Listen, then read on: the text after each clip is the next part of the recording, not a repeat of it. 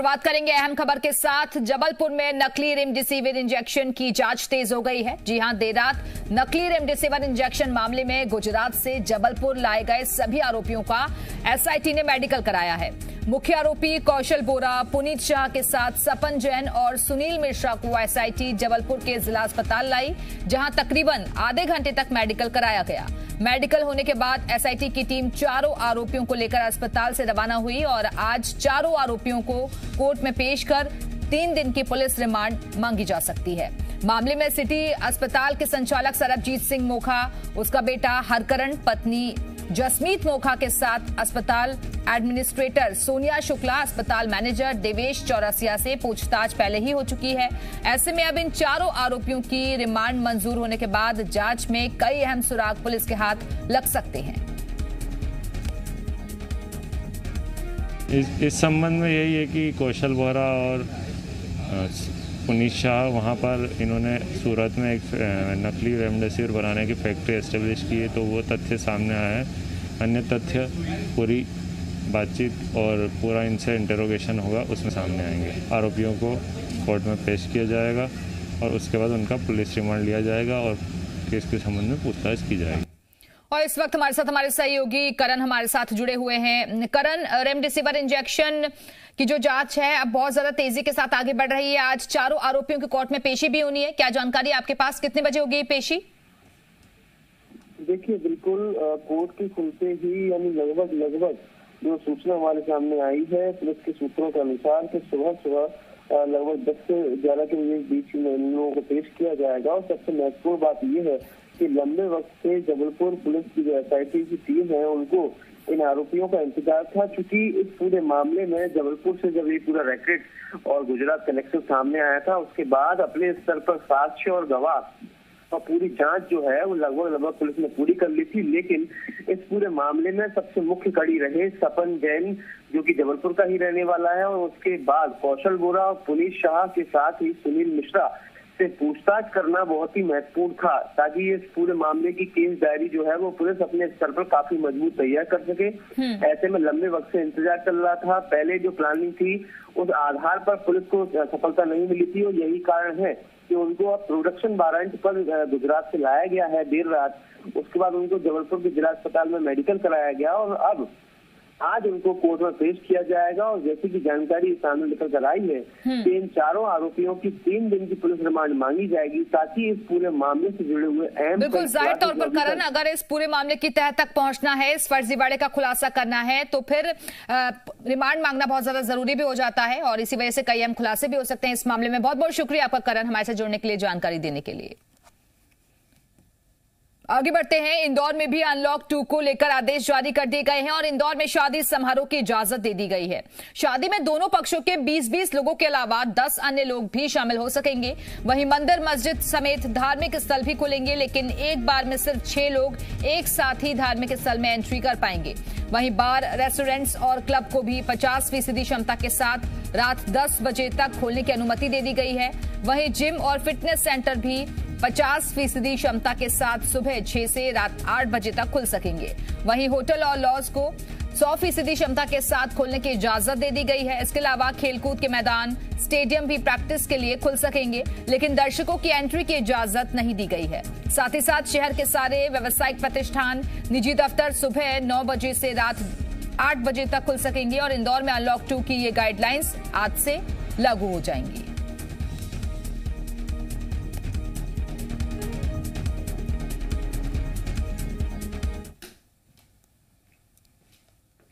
ग्वालियर में जिला crisis management group की बैठक हुई और जिसमें राज्य सरकार की ओर से जारी की गई अनलॉक गाइडलाइंस को लागू कराने पर सहमति बनी।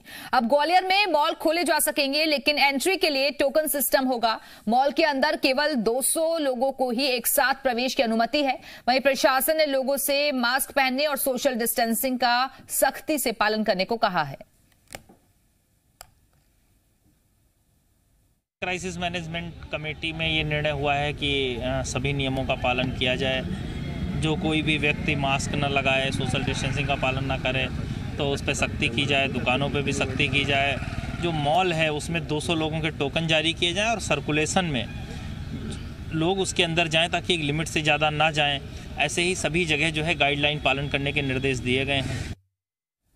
मध्य प्रदेश में महा वैक्सीनेशन अभियान अब 1 जुलाई की जगह 21 जून से शुरू होगा और दिल्ली में पीएम मोदी के साथ सीएम शिवराज सिंह चौहान की मुलाकात में यह तय हुआ।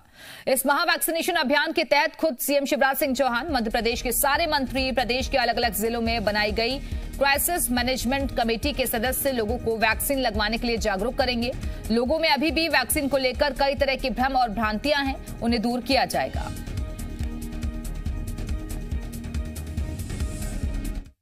21 जून को मध्य प्रदेश में मैं स्वयं, सारे मंत्री, विधायक, सांसद, crisis management committees, Madhya Pradesh की प्रमुख अलग अलग क्षेत्रों की जो हस्तियां हैं वो सब वैक्सीनेशन के अभियान के लिए निकलेंगे और एक निश्चित समय सीमा में वैक्सीनेशन का काम पूरा कर लिया जाए, इस पर उनका मार्गदर्शन मिला, उनसे चर्चा हुई।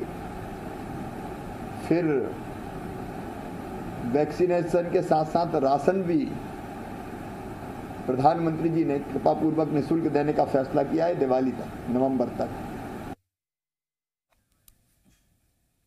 और इस बीच बड़ी खबर का रुख कर लेते हैं जो कि भोपाल से है। सीएम शिवराज सिंह चौहान आज से मंत्रियों से विभागवार चर्चा करेंगे।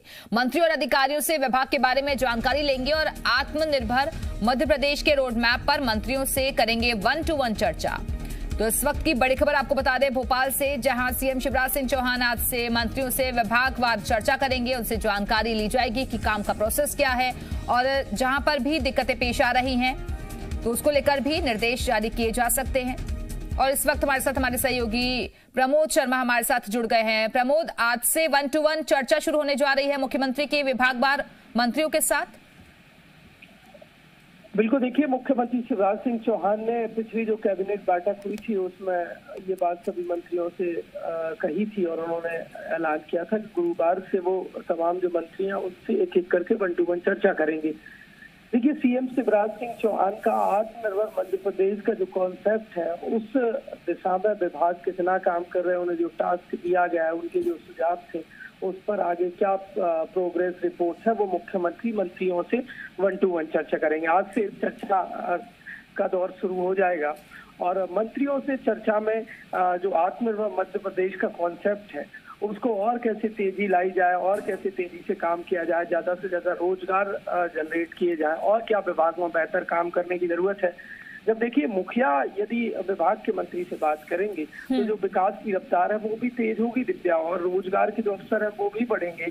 और कहीं यदि कार्य में कोई दिक्कत है, मुख्यमंत्री बिल्कुल तो काम की प्रगति की जानकारी ली जाएगी और आगे इसको और ज्यादा तेजी के साथ बढ़ाने को लेकर भी चर्चा करेंगे मुख्यमंत्री आज मंत्रियों के साथ। बहुत बहुत शुक्रिया आपका हमारे से जुड़ने के लिए, जानकारी देने के लिए।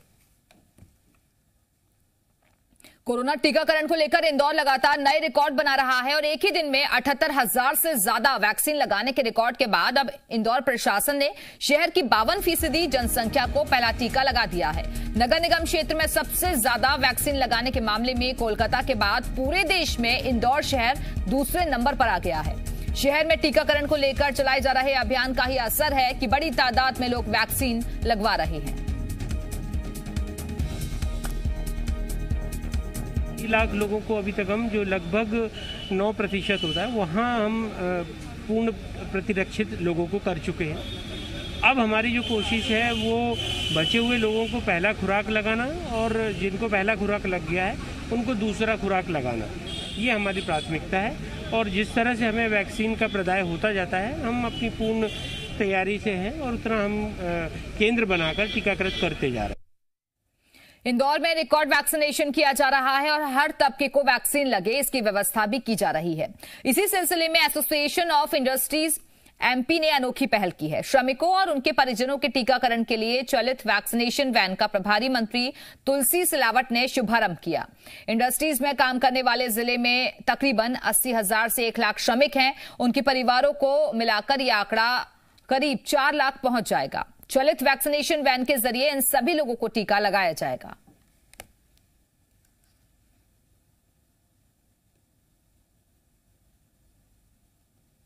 सावे रोड हमारा इतना बड़ा A2F सेक्टर है, बर्दरी है, कुमेटी है, जाखिया है, ये सारी जगह हैं जहाँ पे एक एक फैक्ट्री में 1,000 मजदूर काम करते हैं और उन सब 1,000 मजदूरों को इस सेंटर में लाना थोड़ा असंभव सा लग रहा था। इसके चलते हुए हमारे दिमाग में एक चीज़ आई कि क्यों ना एक मोबाइल वैन बनाई जाए और उसके अंदर एक डॉक्टर, अटेंडेंट, एक नर्स बैठेगी और जितने लोग होंगे उनको वहीं पे वैक्सीनेट किया जाएगा। जबलपुर का महगवा पर्यट गांव जिले का 100% वैक्सीनेशन वाला गांव बन गया है। जी हां, वैक्सीनेशन के लिए आयोजित विशेष अभियान में गांव के सभी 956 पात्र हितग्राहियों ने कोरोना के टीके लगवाए हैं। पनागर विधायक सुशील इंदु तिवारी और कलेक्टर करमवीर शर्मा ने ग्रामीणों के सहयोग को सराहा है। कलेक्टर करमवीर शर्मा ने गांव पहुंचकर सरपंच और सचिव को 100% वैक्सीनेशन पूरा करने का प्रमाण पत्र और 5 लाख रुपए का चेक सौंपा, जिसका इस्तेमाल गांव के विकास में किया जाएगा। आपको बता दें कि पनागर विधानसभा के अंतर्गत आने वाले महगवा पर्यट गांव में 100% वैक्सीनेशन का लक्ष्य हासिल करने के लिए विशेष अभियान चलाया गया। पहले गांव के सभी लोगों को वैक्सीन के लिए तैयार किया और इसके बाद विशेष कैंप लगाकर वैक्सीनेशन कराया गया। वैक्सीनेशन को लेकर ग्रामीणों में जबरदस्त उत्साह दिखा और गांव की 102 और 100 साल की 2 बुजुर्ग महिलाओं ने वैक्सीन लगवाकर ऐसे लोगों को संदेश देने की भी कोशिश की है कि वैक्सीनेशन ही सुरक्षा की गारंटी है। कोविड, गर्भवती महिलाओं और बीमार को छोड़कर पूरे गांव के लोगों ने वैक्सीन लगवाई। कोरोना जैसी समस्या के लिए औजार के रूप में हमारे पास वैक्सीन के अलावा कोई ऐसी चीज नहीं है जो सीधे हम इस लंबी बीमारी से, इस भयंकर बीमारी से हम सामना कर सकते। पहली बार की बात आई कि जब हमारा 100% वैक्सीनेशन हुआ तो लगातार हमारे क्षेत्र से फोन आने लगे और हमें ऐसा लग रहा है कि कार्यकर्ताओं के साथ पूरी क्राइसिस मैनेजमेंट की टीम बिल्कुल सक्रिय हो गई।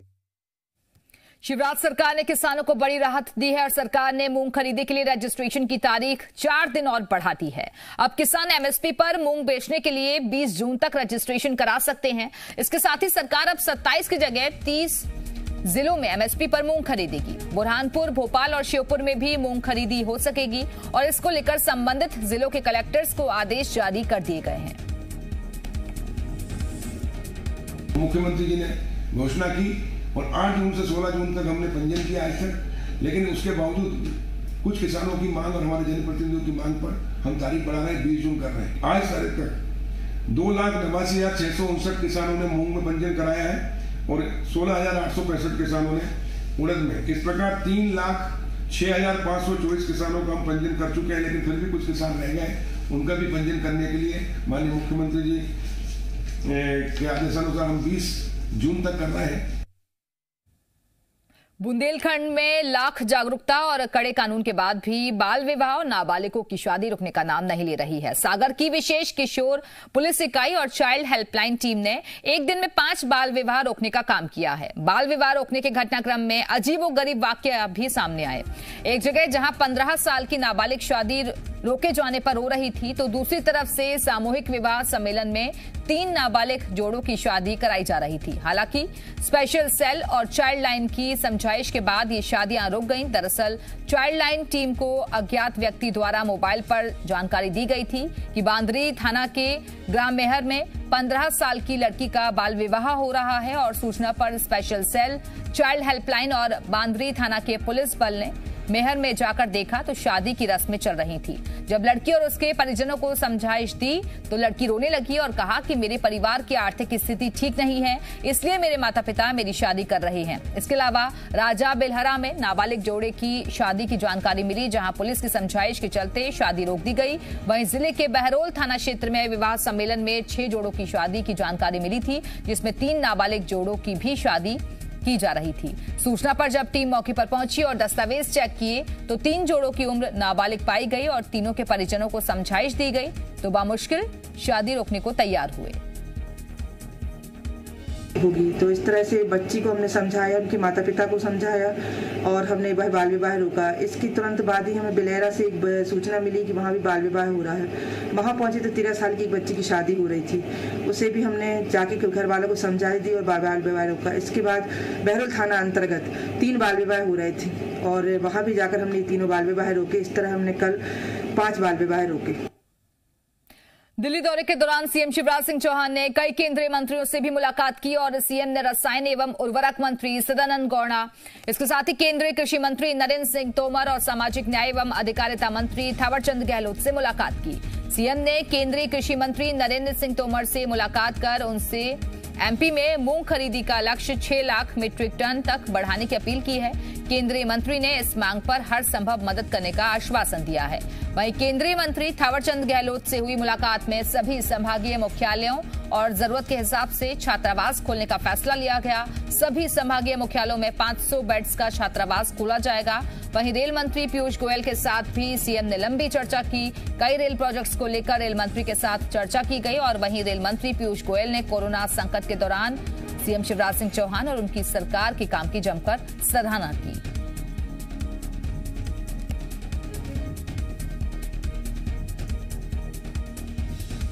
तो इसी से तो चर्चा यही हुई कि एक तो मैंने धन्यवाद दिया प्रधानमंत्री जी को, पीयूष जी को। 1 करोड़ 28 लाख मीट्रिक टन गेहूं मध्य प्रदेश के किसानों से प्रोक्योर करके उनको सही दाम दिया है, पूरी कीमत दी है, पसीने की पूरी कीमत दी है। अब हमारे पास अन्न के भंडार भरे हैं, तो हमने निवेदन किया है कि वहां से उठाव हो जाए ताकि अब मूंग की खरीदी के लिए गोडाउन खाली हो जाए। रेलवे के कई प्रोजेक्ट्स थे जो अटके हुए थे, उनमें से तेजी से काम, उन प्रोजेक्ट्स में अब तेजी से काम होगा, उसके बारे में उनसे विस्तार से चर्चा हुई है। माननीय नरेंद्र सिंह तोमर जी से भी आज हमने कृषि संबंधित अनेक विषयों पर और विशेषकर हमने जो खाद की आवश्यकता मध्य प्रदेश को डीएपी की और यूरिया की, उस आवश्यकता के बारे में चर्चा की सदानंद देवगौड़ा जी से भी। तो पर्याप्त मात्रा में मध्य प्रदेश को खाद भी उपलब्ध करवाया जाएगा, हमको आश्वस्त किया है। माननीय मुख्यमंत्री जी ने जिस प्रकार से कोरोना काल में बहुत ही गहराई से जाके गांव-गांव तक कोरोना की लड़ाई लड़ी और कम समय में कोरोना से मुक्ति दिलाई अपने मध्य प्रदेश के लोगों को, वो वास्तव में सराहना का काम किया इन्होंने। और खबरों का सिलसिला लगातार जारी है। फिलहाल यहां रुकेंगे एक छोटे से ब्रेक के लिए।